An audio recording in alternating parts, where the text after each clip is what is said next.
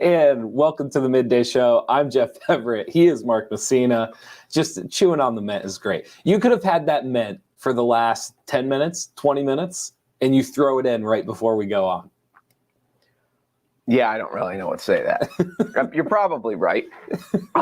Just the level of professionalism. I was just thinking, too, I just finished my drink, and I was like, do I just turn around now and get one? Because, again, I've explained this. If you have a drink next to you, you're not thirsty. No, I got up, I grabbed one before we started. Now knowing that I'm going to have to turn around and open the fridge during the middle of the show, I'm already a little thirsty. Do you want to just do it now? No, so I don't I'm going to persevere, and I'm going to make it through. We'll see. How about yesterday you ordered your burger and you said, should I just eat the burger while we start the show? I said, no, go ahead and finish your burger. I was hungry.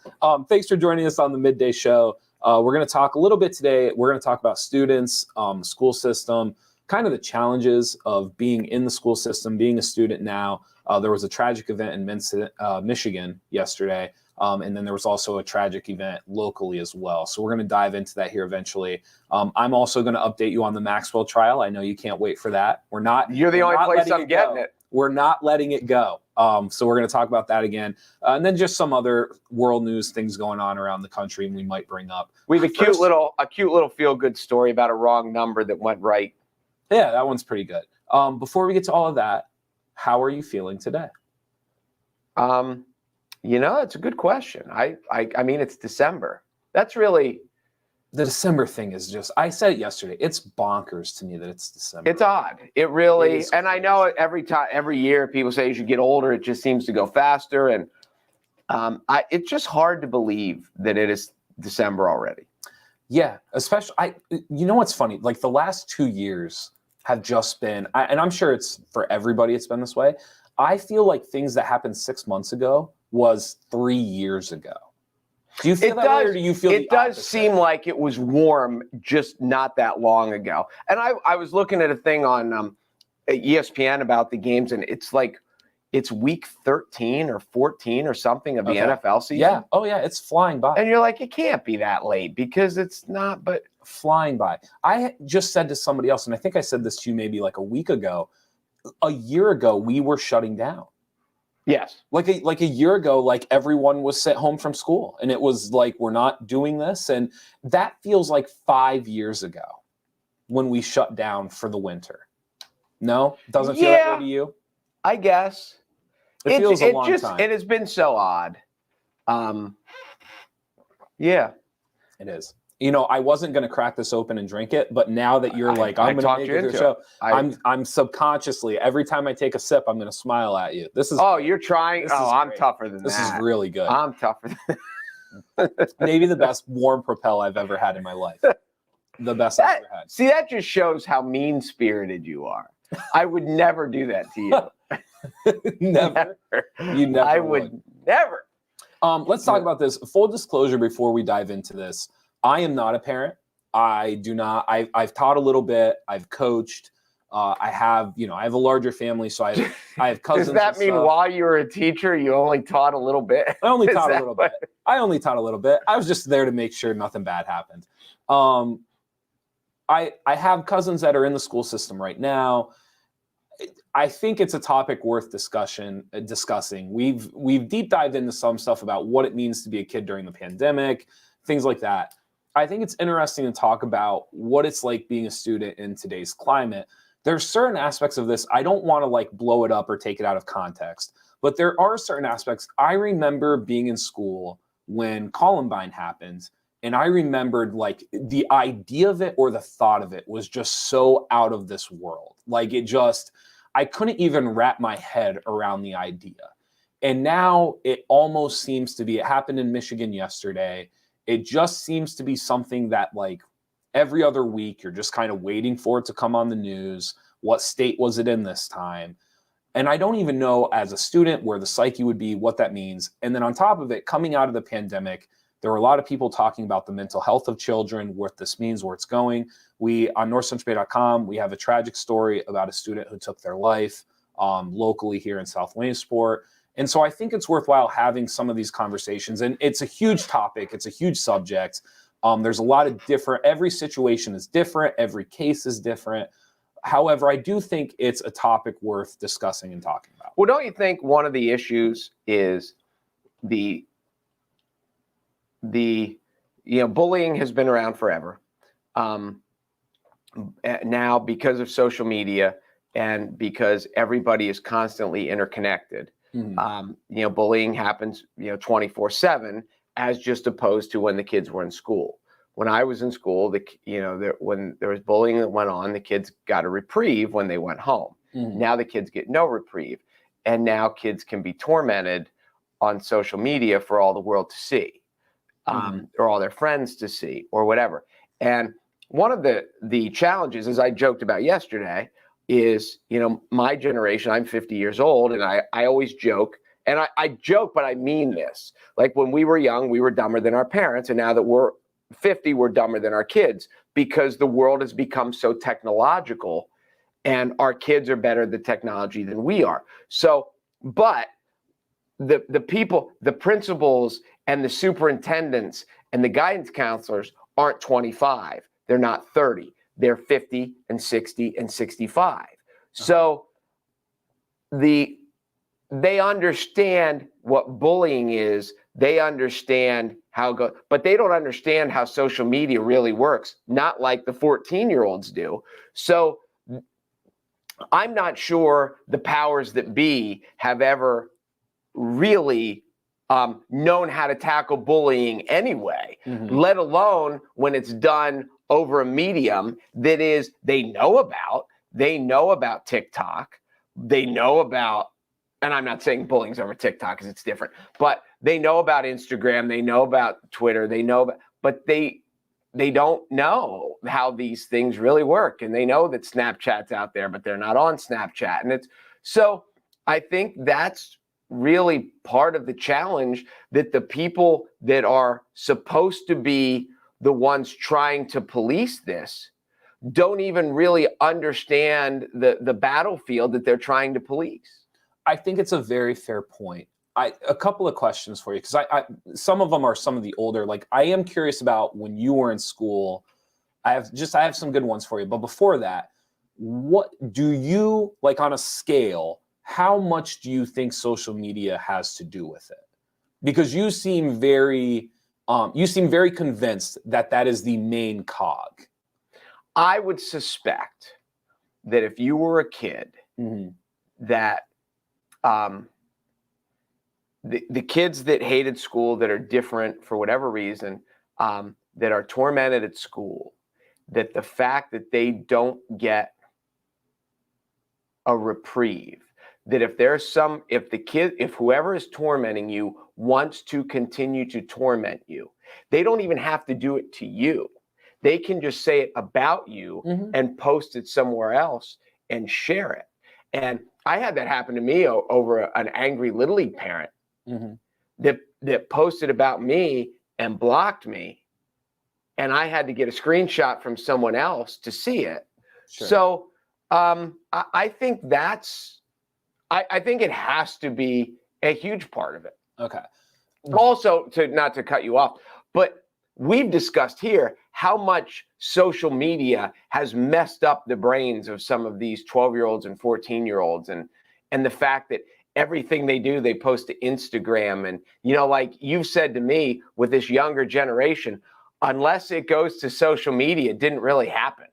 Yeah, there's a ton of truth to that. I think there's some questions here about how somebody else grew up. So I had mentioned to you, the idea of a school shooting or something like that happening, it just wasn't on the radar. Like, it wasn't even something that you discussed or you saw, and so when you were in school, I'm assuming it was even further removed, right? Is that fair to say? I'm making assumptions, but yes. I feel asking you is fair enough. The safety like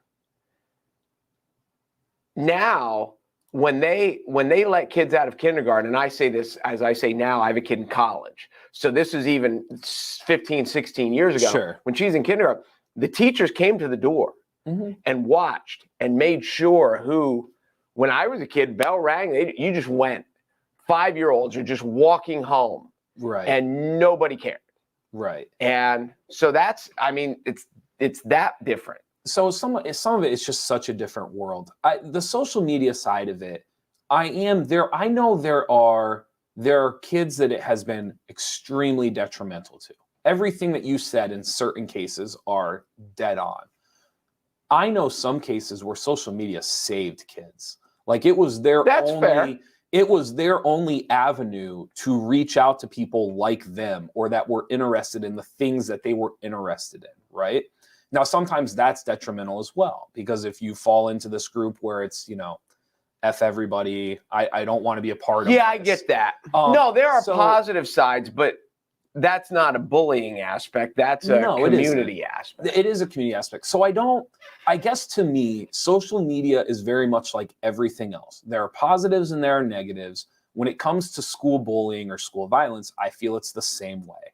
There are, depending on how you're using it or the people around you are using it, determines whether or not it's a positive or a negative for you. And I agree. I think the only way to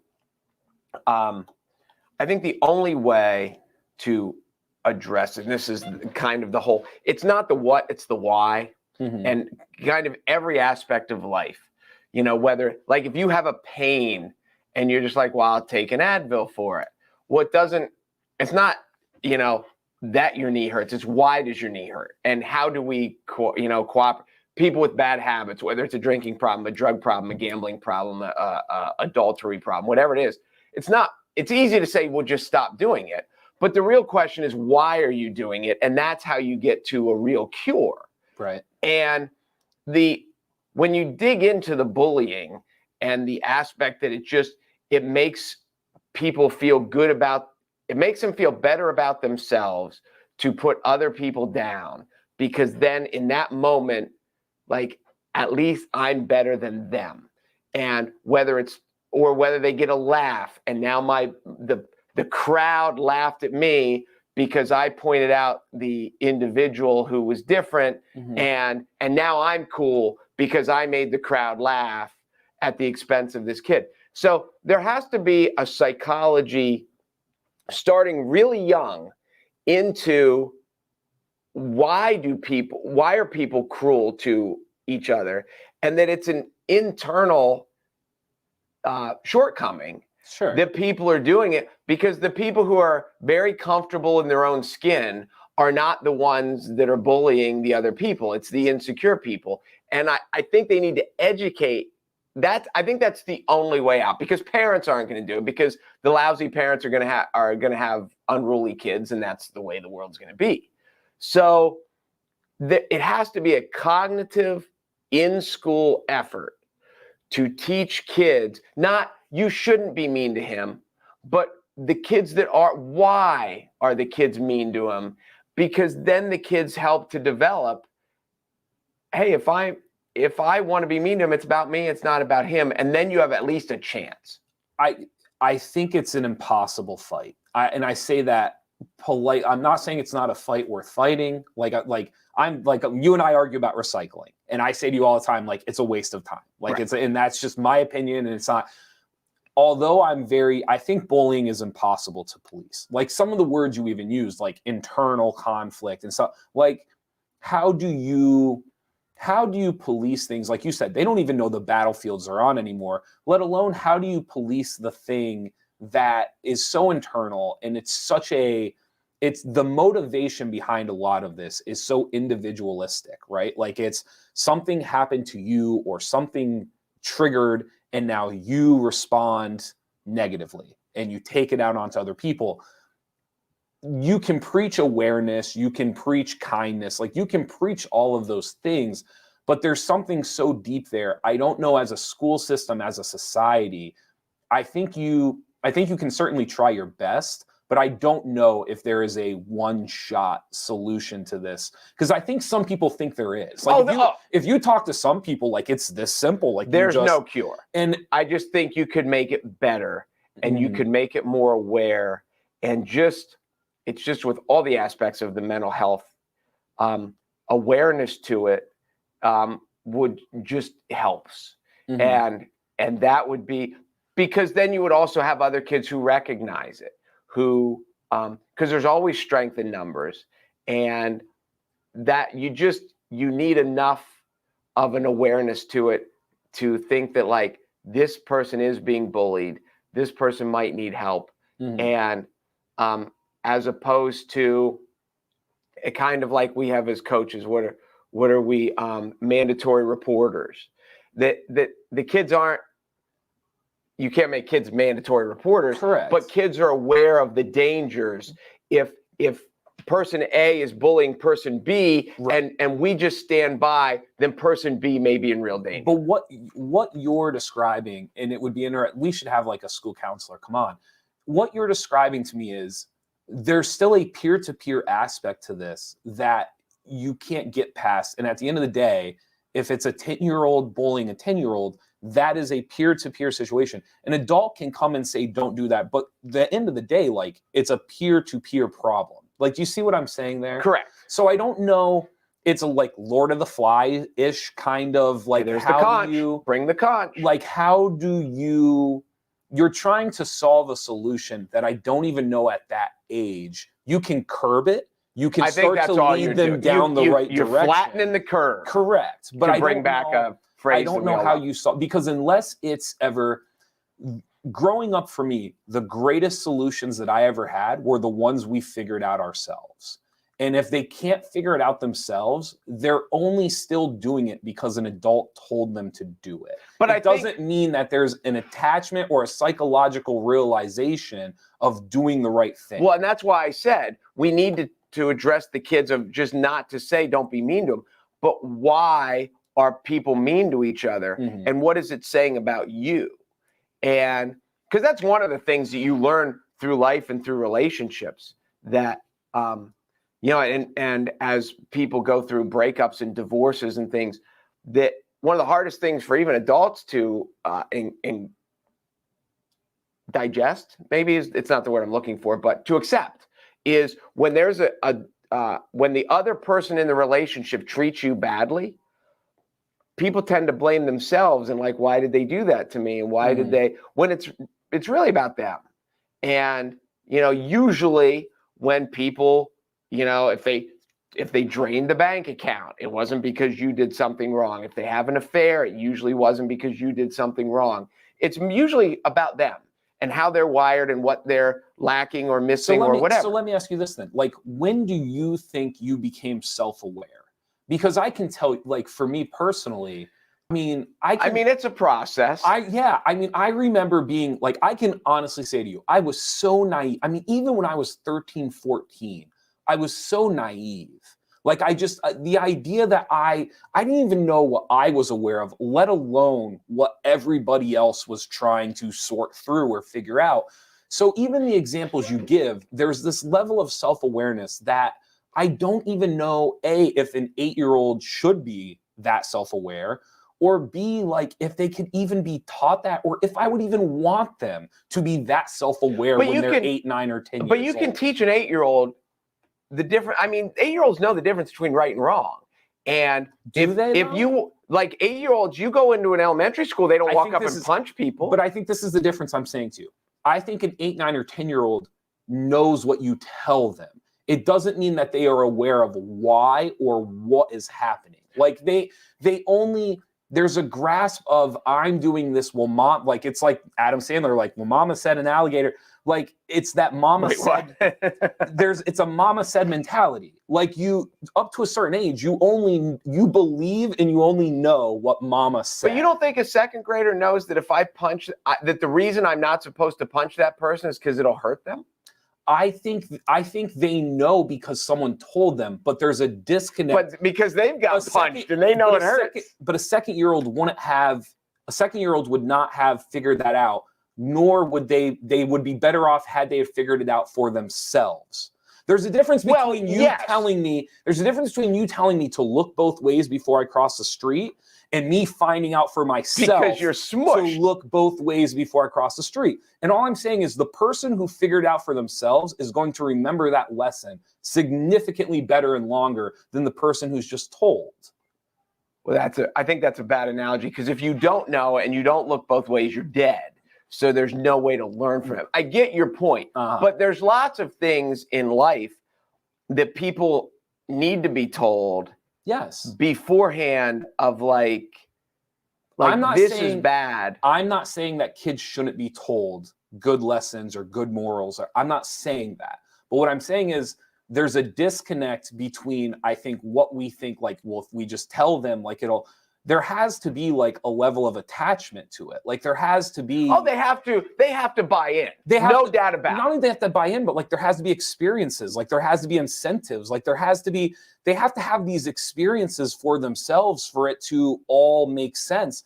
And I don't know if we live in a world anymore where that happens. Like, I don't think we live in a world anymore where if I go down to the park and we make teams, and if I'm a jerk about it, I'm going to get left out of the game, or I'm going to get punched, or like there's no repercussion for figuring this stuff out anymore. There's no experience to it anymore. But like you show up to the park and the teams are made, and here's your uniform. But there's lots of times, even as adults, we explain things to other people and they're like, oh, I never thought of it that way. Mm-hmm. And once you explain it to someone in a way that's never been explained to them before, they're enlightened. And now they see it differently. Lots of times. You and I had a discussion about the library and the commissioners meeting. Mm-hmm. Do you remember this? And for me, my belief system shifted not because of what anybody in this office told me, but because of the experience and actually seeing it for myself. And so all I'm saying is that, like, in a lot of your life lessons, like when you're growing up as a kid, the things you innately remember are the things that are like ingrained. It's not because a teacher told you. And I get that, but it doesn't mean that we shouldn't explain it and make them aware. We can't just let things like bullying, or lots of aspects, we can't just let things go along and say, well, you just figure it out on your own in your own time, and then when you figure it out, it'll matter. Because it's like with smoking. Like, smoking's bad. Smoking will give you lung cancer and it'll kill you generally. So we don't have to let a kid go smoke for 20 years, get emphysema, get all the health problems, and then realize, hey, that was a bad idea. There's an ability that just be like, this is bad.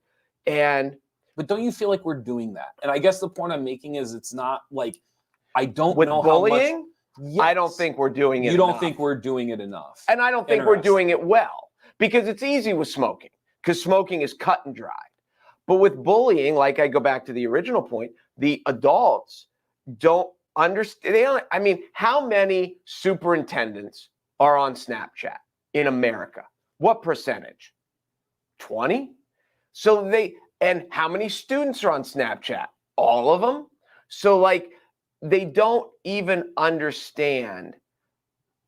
And that's the aspect. But like I've said this for years, just in we learn all this stuff in school, and when people talk about, and this is not a dig on public education, but when people talk about things that are important, I've always thought there needs to be a class on relationships. And people immediately think it's like boyfriend, girlfriend, and about how to deal with parents, how to deal with siblings, how to deal with teammates and classmates, how to deal with your boss when it's over. I mean, how many people as adults do we know that they left their job, they flipped their desk, told their boss to go F themselves, and now 2 years from now it comes back to bite them? That they've burned so many bridges that they can't go back.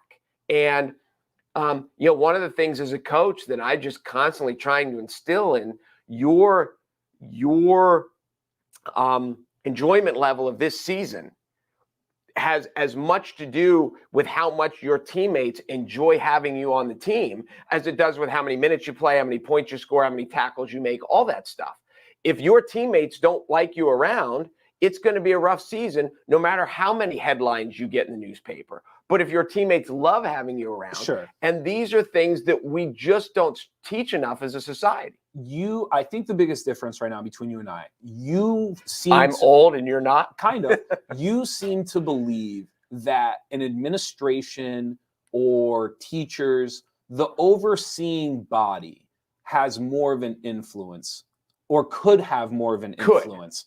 Whereas to me, there's such a psychological, inherent there's a psychology to this that is innate, and sometimes it's triggered and it goes wrong. Sometimes it's succumbed, and just through good behavior and incentives and rewards, it gets kind of tucked away. Because at the end of the day, we are all selfish. Every single one of us. To varying degrees, yes. You are born to be selfish. You are born to survive. Like that's if you watch a toddler, Yep. it's me, mine, like all of these things. And so I've always viewed it more as the most influential people on this stuff is your peer-to-peer. Your Without a doubt. And so I just don't know. I don't think you're blaming administrations. I don't think you're blaming teachers. But I just don't think that I see the power that they hold the way you think they could really affect this. And I just don't see it. Hold that thought for 1 second.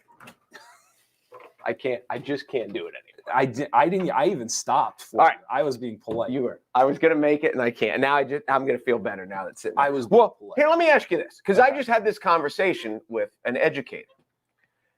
If you polled, and we'll say high school kids, and I don't even go to senior maybe, but any random 9 through 12, and you said, how many teachers do you have that really care? And we'll say each student, we'll say they have 5 or 6 teachers during the day. And I'm not talking about the ones that they see even like gym class you see regularly, but even like real teachers. Sure. Anywhere from English to science to woodshop to gym. How many teachers really care? And then when you ask the teachers how many of them really care, well, they're going to say, of course I care. And the gap, I think, is going to be huge. And I think part of it, there's 2 reasons for this, and this is the discussion I had. Number one, there are a lot of teachers who don't care. They've been in it. They're jaded. They're just there for the paycheck. They can't deal with any kids that aren't like any kids that their personalities are challenging. We'll put it that way. But the other aspect is, can I dive into that? Let me because I don't just want finish to that lose one. that. I know, but I don't want to lose that. Well, hold on. They're the teachers that care who can't express it, and the teachers genuinely care, but the kids don't know. Okay. What was your first point? That the teachers who can't deal with challenging personalities. Okay. There are teachers out there that can't deal with challenging personalities. The system we have right now, there are teachers that just in survival mode, they just cannot focus on the mental health of students. It's just the reality of it. When the standardized testing, the meeting standards, the grading, just like all the meetings, like everything else, a lot of teachers, the idea of mental health for students was never a concern of the state proving that you should get this much money in grants. And that's why when we said, yes, that the problem does come from above, that it is administrative and even above administrative, maybe on a statewide level, that you're right. They care a lot more about test scores than they do about mental health. They'll never say it, but their actions reflect it. It's been a while. I've been out of the system, but I remember at a time like when I was scored, like my teacher score, like through. Are you talking about when you were teaching or when you were a student? Teaching. Okay. As a teacher, like the state come up with this score and they came in and they evaluated you and everything else. And I remember like on that scorecard, like my standardized testing was X percentage. And like it didn't show that I made sure some kid had deodorant that morning. Like it didn't show that I made sure that X read this paragraph because we had rehearsed it before so that he wouldn't stutter when he read it in front of his, like none of that shows up on your teacher's score, 0 of it. Right. So you have this profession where you're literally not incentivized to keep your job based off of the mental health of your students and what you do to promote it. Correct. 0. And you know, and I know that the teachers who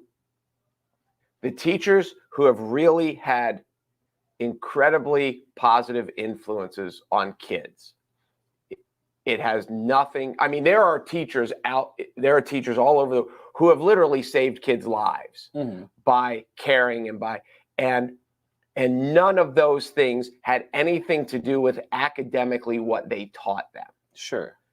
And that goes to your point that the state cares about what the kids, if they colored in, was it B, was it C, was it D, was it all the above? But the real, I don't want to say, the great teachers are the ones who care and connect. Because when the kid's out of college, or when the kid's out of school, whether they guessed right on B or D, or whether they knew that it is really is meaningless.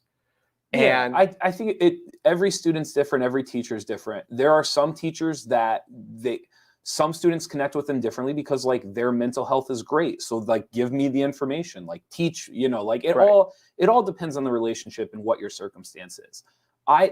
From the bullying aspect of it, like to kind of wrap it up, I'm always fascinated by people's experience with it. And I think this is what is molded. I think this is why I think so much more of it is through experience and peer-to-peer versus the superior above you. So like my two first experiences with bullying had no parents involved and were outside of school. And they really shaped the way I saw bullying. And so but how old were you? The first one, I wasn't even 10 yet. And there was no social media yet. There was no social media. I agree with that. But the point I'm making is actually seeing a bunch of kids were calling a kid a name. I joined in. The kids started crying. And I immediately was like, oh, this is not what I thought it was. Like, this is not. Right. And it was the first time in my life. Now, if someone would have just came over and said, don't do that, and then it ends and I never see the results, like I almost needed to see the result to realize. Now, I know that's a really like messed up way to learn. But that's why I said. But like that experience for me almost shut it down immediately. But that's why I was like, oh, this is rough. That's why I said it's not stop doing it. It's to sit down with the kids who are calling him name and it's like, why are you calling him a name? But do you think that would have been as impactful? If they really sit down and analyze, like, why are you doing it? I think it's worthwhile. What are you getting out of it? What you're saying is worthwhile. It wouldn't fix all of them. And the bully on the playground, impact. It just doesn't have the impact. It's a peer-to-peer problem, and in peer-to-peer problems, seeing the end result is just always going to affect you more than somebody trying to explain it. It's just that's just the way the world works. But in my and I this is very Pollyanna-ish of me, and again, I know it'll never get rid of everything, but by bringing awareness to it, and it also brings the peer-to-peers to be like, hey, it's not just because it's me, it's not just because he cried, but because it's damaging. And why is he doing that to him? Sure. And that as a bystander, you really have the ability to help. And it's the more we educate the bystanders is really, I guess, at the end of the day, the bullies are going to be the bullies. But if the bystanders step in and provide either support or to tell people to stop. It's hard because what happens when the bystanders are 12? What happens when the bystanders if there's enough there's always strength in numbers, and if there's enough bystanders, it's tough. It's a lot of weight to put on a 10, 12, 14-year-old bystander. And listen, I would love to believe that we live in a society where that weight could be expected on them. I just don't know what the answer is because I don't think we live in a society where that's the case. But we see what's happening to the 13 and 14 and 15 and 16-year-old, we see what the weight is doing to them when they have no help. Sure. And they're killing themselves. Yeah. I don't know what the solution is. It's a very good conversation. I would love to have a school counselor on at some point. Maybe we can reach out to somebody at the state school system who's a professor. This would be a fascinating, not just one. This would be like I don't say a round table meeting or a town hall meeting with teachers, with counselors, with principals. It would be a fascinating discussion. What they're seeing and how the other part of it too, and again, not to harp on it, the other part of it is every situation is different. Well, yes. And that is there's so many things you and I come on here and we can make assumptions and we can, I don't want to say manipulate the conversation, but we can talk intelligently about it because there's like a basis, right? And it's like there's a model and 33% of this is always true. And then like with this, like everything, every kid, every situation, every school system, everything is so different and everyone's outcome and circumstance is so different.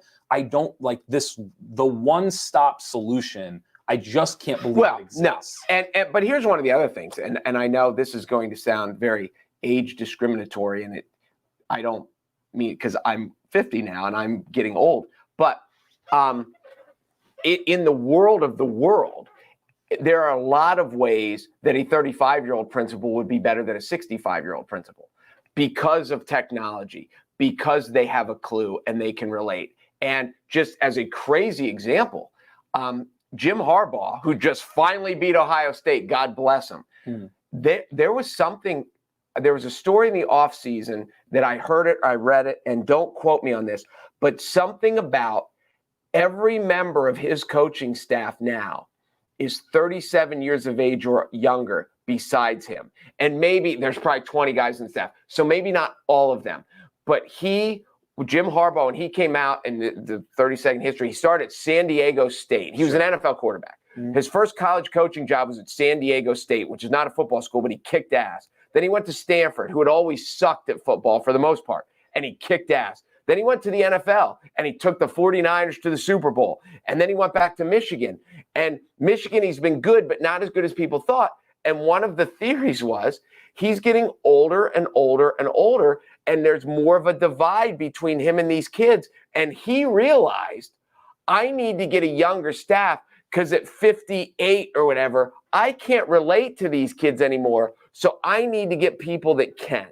And that has to happen in the school district with superintendents who are old and with principals who are old, that the gap is so far between the kids. Well, to go one step further, and it's going to be hard. You know who doesn't want to be teachers?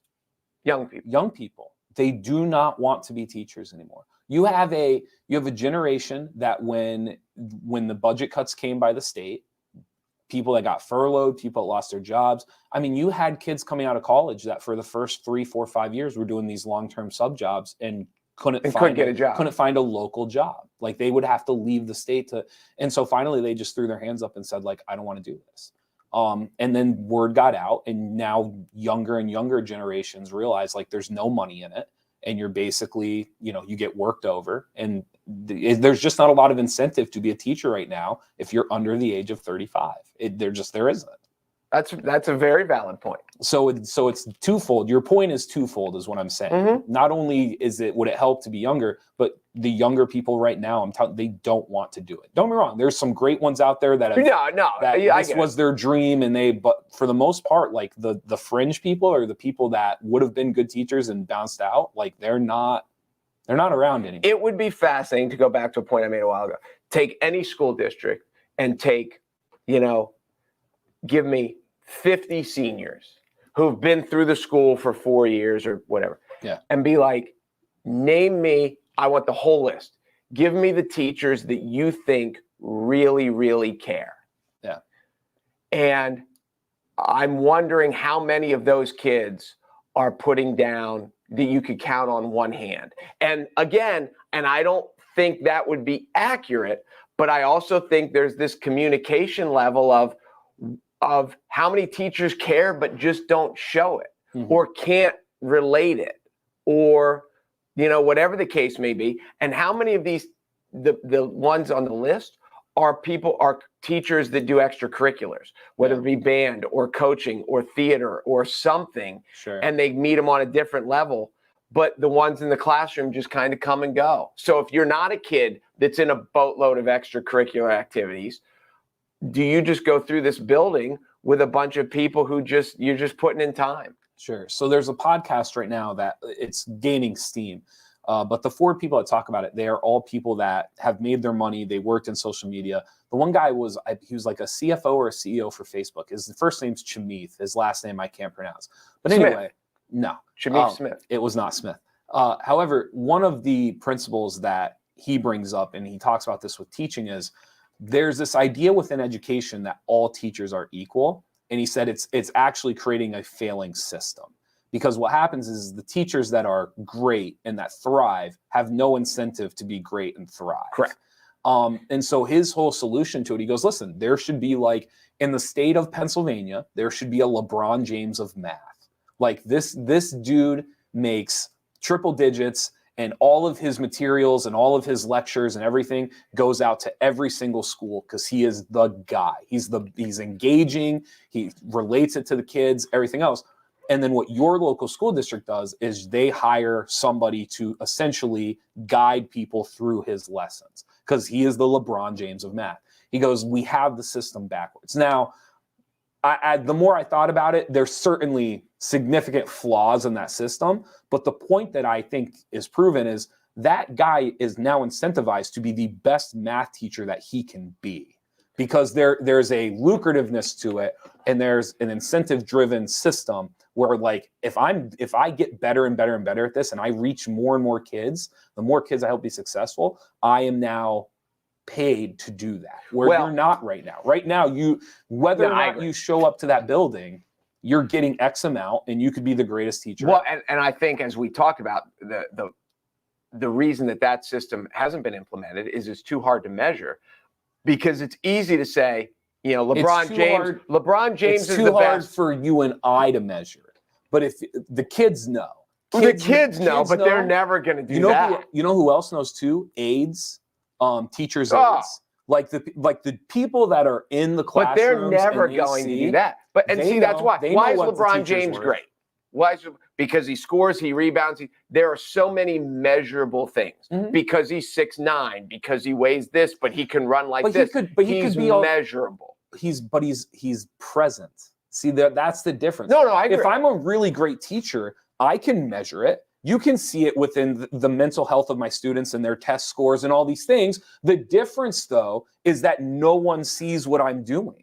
There's nobody gets to see my measurements. No, I get that. That's the biggest difference. Well, here, let's do this. If you stick LeBron James in some rec center in Akron, Ohio, and he never gets to leave, like he just only ever gets to play in that rec center, fair. And no one sees him, no one knows how good LeBron James is. Well, we're going to do this. I wrote this down because I was like, while you were talking earlier, I was like, I want to bring this up another day, but we're going to bring it up right now because we have time. We won't get to anything else today. We're just talking about school system and mental health.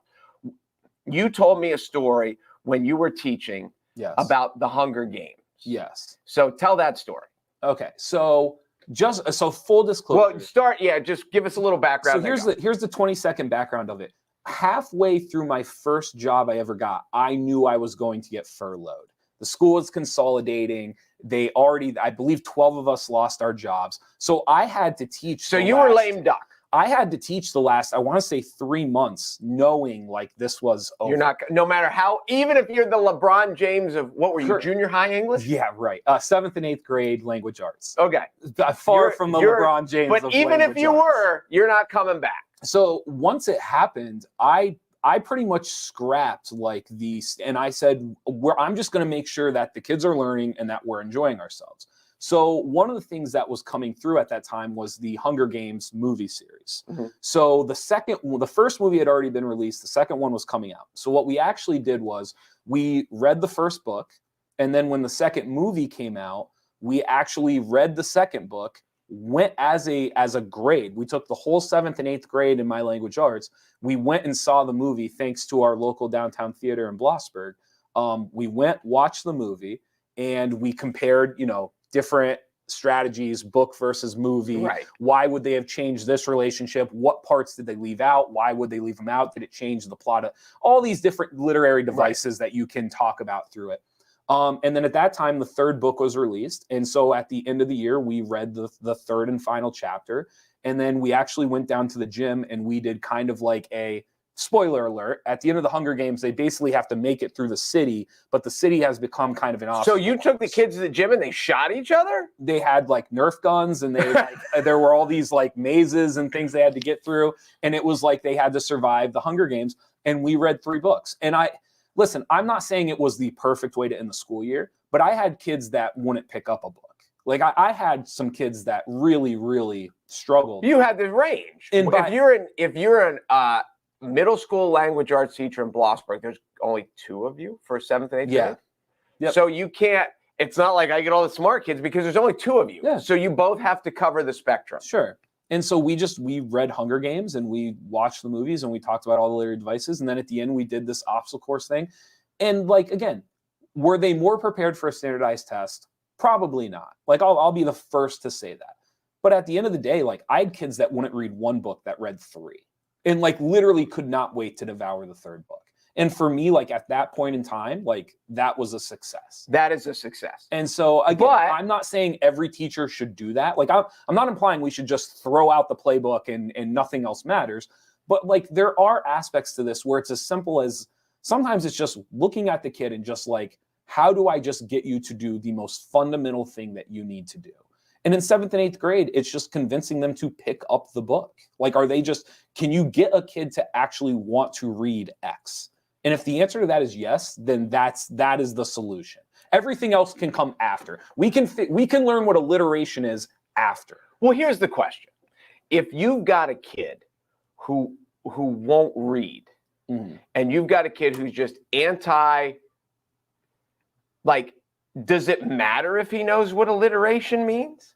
Like, when we're talking cart horse, if you've got a 7th grader or an 8th grader who just doesn't read, and you have not necessarily convinced him to become a reader, but have demonstrated to him that there are books out there that you will enjoy. Like, isn't that the battle? Is it not even half the battle? Isn't that the whole battle? We just get so, and this goes beyond schools, like in general, we get so suckered into tangibles and measurables. Like we just, amen. And so whether it's a book or whether it's, we talk a lot, like when I'm coaching, my guys probably think I'm crazy. Like CI probably, no. Annoying. CI, they think you're annoying. CI probably thinks I'm insane when I talk about some of this stuff, but I talk about it all the time. Like sometimes you're watching and it's just a feeling. Like you can't put a stat on it. You can't put like a time limit on it. Sometimes you're just watching things happen and just in your gut, it doesn't look right. It doesn't feel right. Like we may be up 10, but we're playing lousy, right? Like we may be down 5, but this is the best we've ever played, right? And the measurable or the tangible doesn't explain it. It's not a fair gauge of what is taking place. The school system is like a breeding ground for missing a lot of that stuff. And again, it's nobody's fault within the school. The system itself, you are not incentivized to think. Like you're just not, you don't have the time to think that way. You don't have the incentive to think that way. Like you're not paid enough to think that way. There's just no drive to look at it that way. Why would you? It's not driven. No, I agree. But I remember the first time, and what the irony of all this is, I don't read books at all. I don't, and I wrote one, and I don't read them. But I remember the first time I wrote a book that had the F word in it. Yeah. And I'm like, I didn't know they wrote books that had the F word in it. Right. And it's one of the things of the book that I wrote that I think is perfect for like junior high kids. I think from 7th grade up, I think it's a good book to read because it's basically about a high school kid and it deals with autism and the challenges thereof. But when I wrote it first as a screenplay, and I don't know if this is true, but this is what I've heard and I've seen it a lot, that if you write a PG-13 screenplay, you're allowed 1 F-bomb. And I see it all these places when I'm watching, like Forrest Gump has 1, and they have all these that have 1. So when I was writing the screenplay, it's like I have 1 timeout left, and I'm going to use it where I need. And I used it where I thought it needed to be used. Yeah. And now that I turned it to a book, and I want, school age kids to read it, but the F-bomb stayed because it needed to stay. Sure. And now I use the B word and the a-hole word, and I use those typical that are in every junior high and in every high school anyway. Sure. But I think it's part of it because it would be disingenuous. And I've talked to educators who read it, and they're like, it wouldn't ring true if you took those words out. Sure. So, but I don't think that there's enough. I think it's one of the problems also with education. Are we allowed to assign kids, like we read The Lord of the Flies, and we read of Mice and Men, and I read The Jungle by, it's Upton Sinclair, isn't it? But I don't know who wrote it, but be that as it may. I read all these, but wouldn't it be better if we read something a little more modern, where the language was a little more modern, but the language was also relatable, because now with these things, there is no language that 13-year-olds haven't heard. If they have a smartphone, they've heard it. If they watch YouTube, they've heard it. So I also think we have to kind of accept the world a little bit.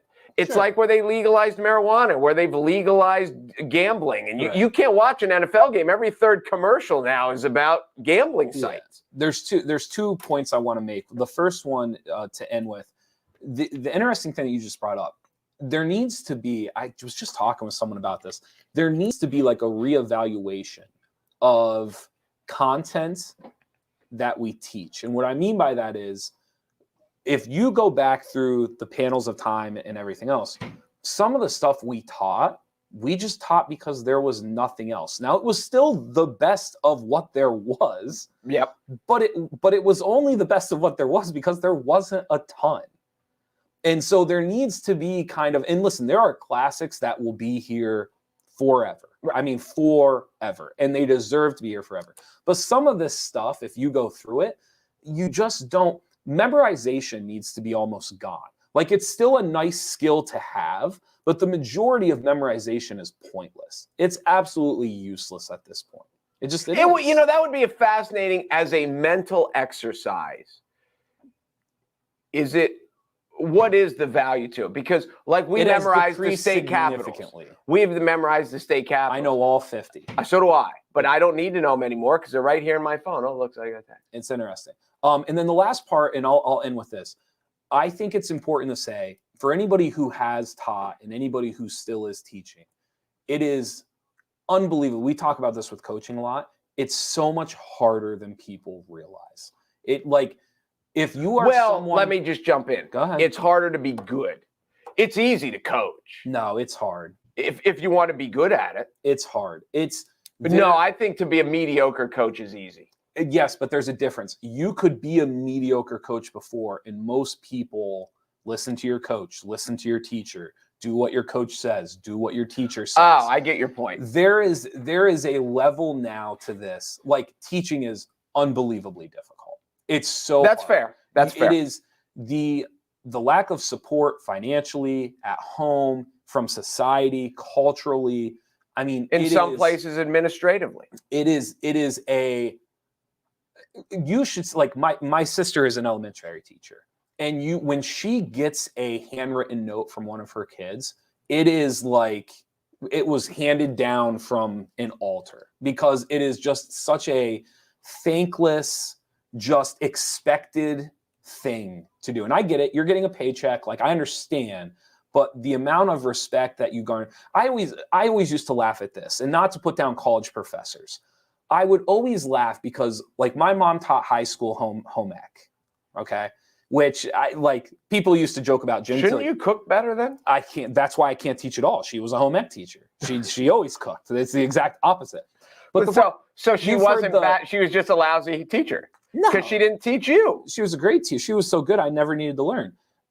There was. Can I make my point? Go ahead. You've heard the thing about, like, if you can't teach Jim, like those kinds of things. Have you ever heard that? You've never heard that expression before? No. There's this whole thing, like, if you can't teach Jim. However, my mom, like, home ec was always like one kind of a step above it. Like, if you can't teach home ec. If you can't teach home ec, teach Jim. Anyway, my mom was a home ec teacher for years, eventually retired.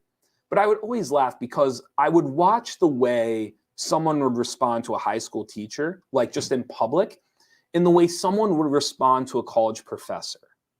And it always blew my mind how much more respect they had for the college professor as opposed to the high school teacher. And I've never understood that aspect of society, ever.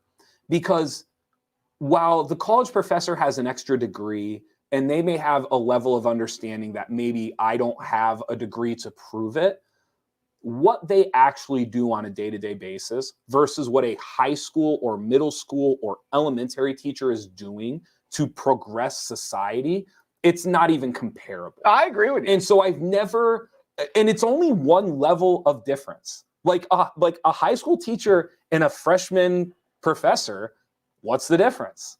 It's the next But you're right. phase. But the professor is just there for business purposes. Yes. It's just there. But you should and that's why they want professors to publish. Mhm. They don't care if it's not to educate anyone. Sure. It's to look good so they can say this is why you should come here. Sure. And they get enough applicants and they can reject enough Yes. applicants. You know what I learned? And I'm not saying college professors shouldn't be respected. I'm just saying I don't understand the gap. I don't get why anybody would look at a college professor as being more renowned than your high school the only teacher. reason is there's more mystery because your high school teachers generally, so many times they're part of your own community or a neighboring community, and you see them around and their kids and whatever. And they get to a point where they're just normal schmucks just like the rest of us, because the professor, they don't blend into society. You only see them in spurts, and they have this mystery to them and kind of this hoity-toityness to them. This is not to go on a different tangent, but I just learned this from the colleges who send out lots of stuff. Like I'm on an email list from Columbia University, which is an Ivy League school for my daughter. And I keep getting stuff from Columbia. And her mother keeps getting stuff from Columbia. And the other day at Thanksgiving, we were like, why? Like, have you? And I don't even think she filled something out somewhere and whatever, and she's now on some mailing list. And lucky us, we're on a mailing list. And my daughter explained to us that Columbia doesn't want me. Columbia wants me to apply so they can reject me. And then their admissions rate is 6% or 4% or whatever. And again, who's policing the admissions? They're the ones telling us we had this many applicants. There's no checks and balance. There's no independent audit. I could do an hour on higher ed. But she's like, that's why you keep getting, because they don't want me to go there. They want me to apply so they can reject me, so it makes it look more prestigious. Yeah, 100%. And that is, I mean, and you're right, that is higher education. And this is the best of the best. This is the Ivy League. So, yeah, whatever. Yeah, it's crazy. That's a good story. Real quick before we go, 3 minutes. Maxwell Trial. I told you we're not letting. Okay. Every day Maxwell Trial. We do have a funny wrong number story that we'll do tomorrow. Okay. Maxwell Trial. A couple of people took the stand. The private pilot of the plane actually went up. Yeah. So this is crazy. First of all, do you know the name? You're going to tell me he said I can't remember anything. No, actually, he was actually very forthcoming.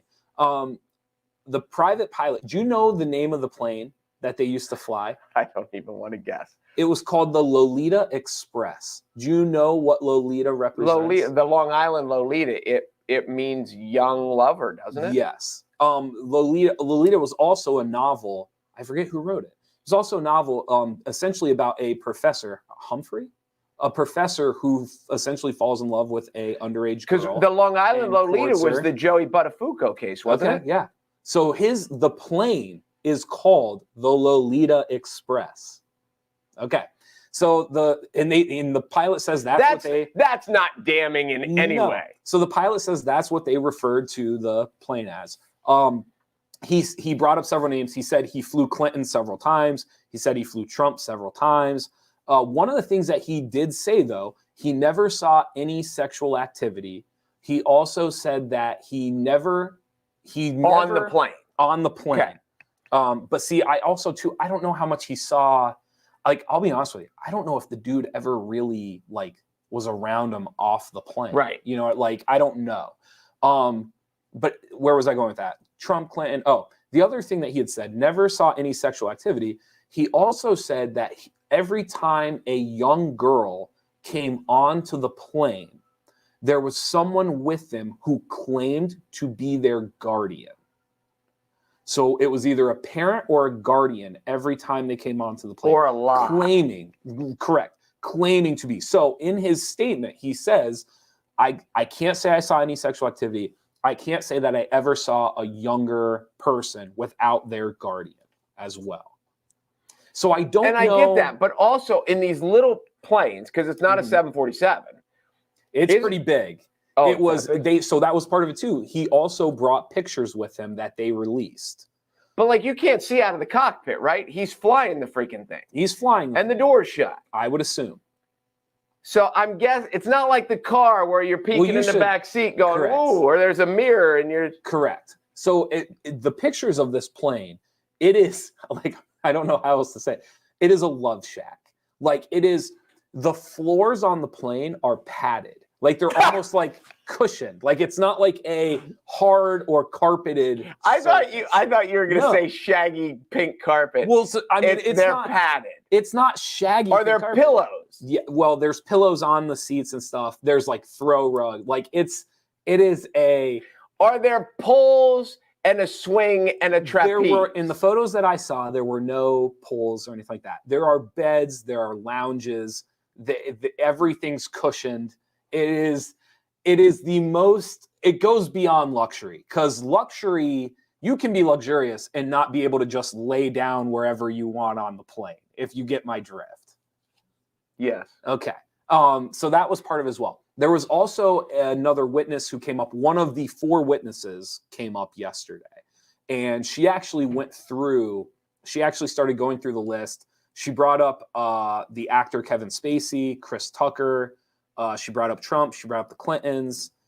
There was, I'm blanking on 2 governors. The former governor of Maine was one of them that was mentioned. Former governor or senator of Maine. So she kind of went down through, the list of people that she saw on the plane or the island during her time while she was sex trafficked through Jeffrey Epstein.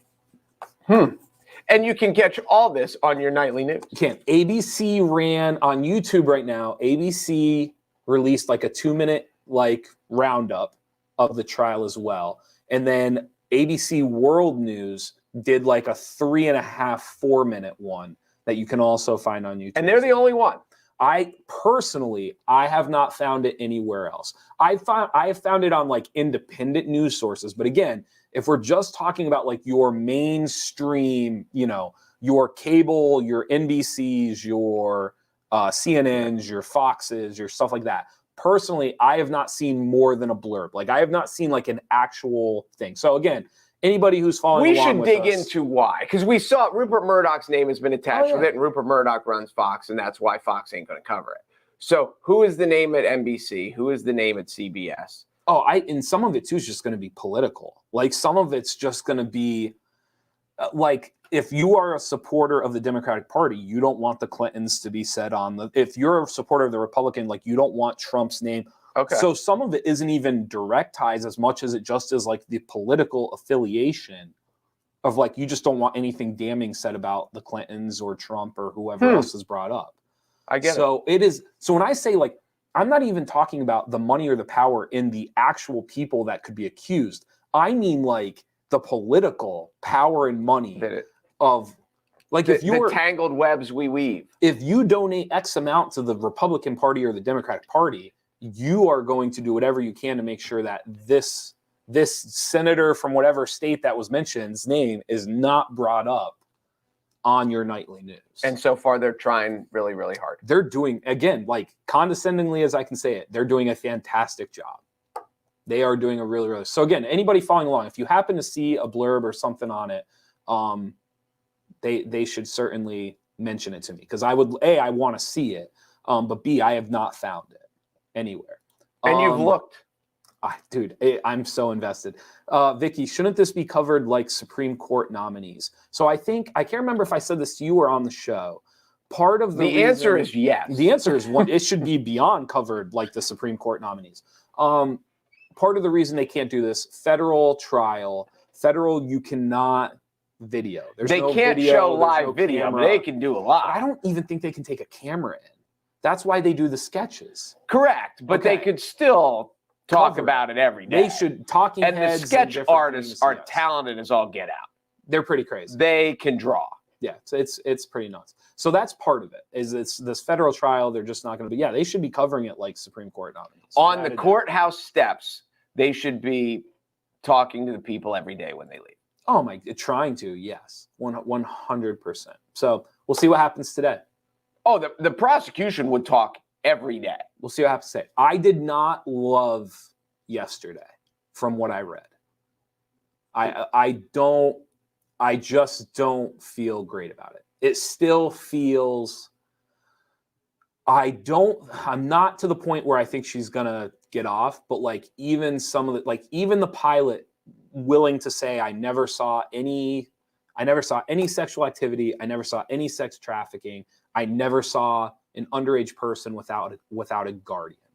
That, like, even those statements from the pilot is well, not here's what great. I think. She's going to get the book thrown at her. You think so? Yes. I would like to be as optimistic as you. Because they think then, like, It'll go as they away. say, you know, what is it? The public wants blood. Sure. So they'll get hers. And as long as there's enough, then there won't be an outcry. Yeah. And that's what I think their strategy is. Whose strategy? Who is the bigwigs, that it'll go away. If she gets a slap on the wrist and then there's this uprising. But what's interesting is, like, because there's a jury.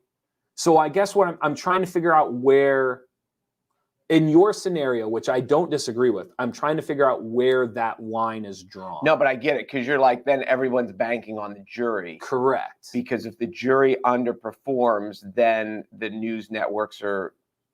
Yeah, that's a good point. It would almost, have you ever seen the movie Runaway Jury with Gene Hackman? I and John did, but I Cusack? don't remember it. It would almost have to be like that scenario. Yeah. I mean, in a very weird, messed up way. Her not getting in trouble could be good. Would be if better. you want it, but it all depends what your motives are and what you're trying to get done. I don't know. I'm not sure. All I know is I want it screamed from the mountaintops. And this is, I have a show with you, and so I'm taking 5 minutes every day it's my mountaintop. This is your mountaintop. My mountaintop And I'm you're trying to screaming. scream from. You're screaming. So if you get a chance, keep up with the Maxwell Trial. Anything else before we go? Very Nope. quickly. Happy December. Happy December. Crazy. December 1st. Absolutely crazy. Thank you guys for watching the Midday Show. Thank you to Weiss Markets. And be sure to go to NorthcentralPa.com for all of your local news. We'll be talking a lot about Weiss Markets next week, especially as we start to do kind of our holiday countdown, moving towards the holiday season. Absolutely. Did I say holiday 3 times in one sentence? You did. You know why? Because That's it's important. The holidays are coming. That's impressive. Thank you guys for watching. I'm Jeff Everett. He's Mark Messina, and we will see you tomorrow. See ya.